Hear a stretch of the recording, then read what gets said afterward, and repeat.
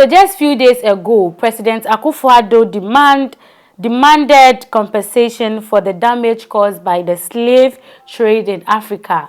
He actually reiterated this at the 79th UN General Assembly in New York. But while he was talking, while he was giving out his speech, something happened, and I want us to discuss. I want to show you what actually went on that particular day. But before then, kindly watch the video where he was speaking at the occasion. Changing, and it is time to bring the subject of reparations firmly to the fore.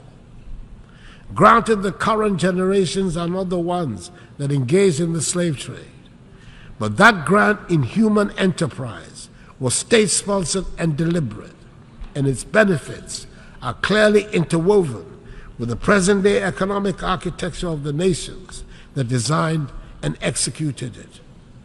Reparations must be paid for the slave trade. No amount of money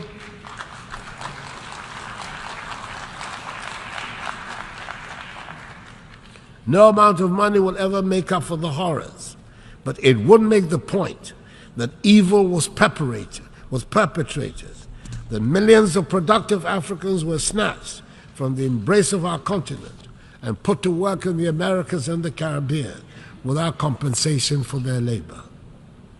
If there are any hesitations in some minds about the paying of reparations, it is worth considering the fact that when slavery was abolished, the slave owners were compensated for the loss of the slaves because the human beings were labeled as property, deemed to be commodities.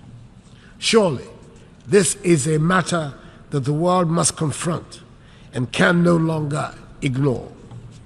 The African Union has authorized Ghana to hold a global conference on the issue in November in Accra. It is probably also the time to return to that vexed subject of illicit financial outflows out of the continent of Africa.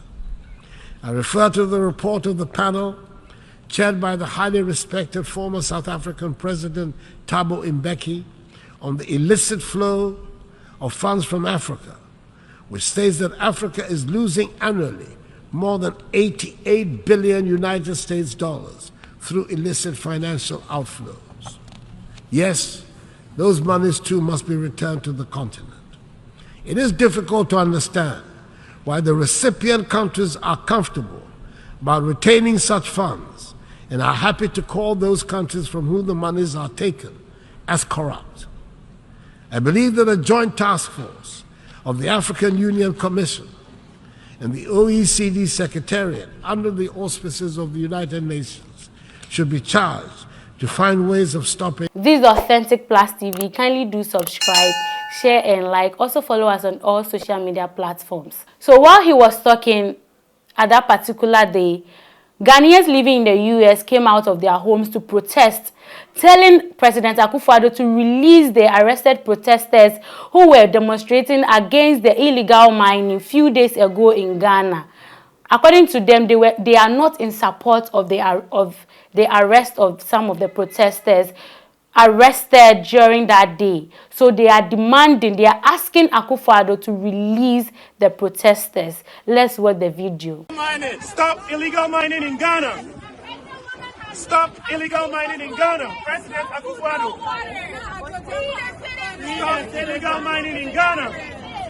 Release the protesters now. Release the protesters now. Stop holding them without legal representation. Stop holding them without medical attention. Stop holding them without food and water.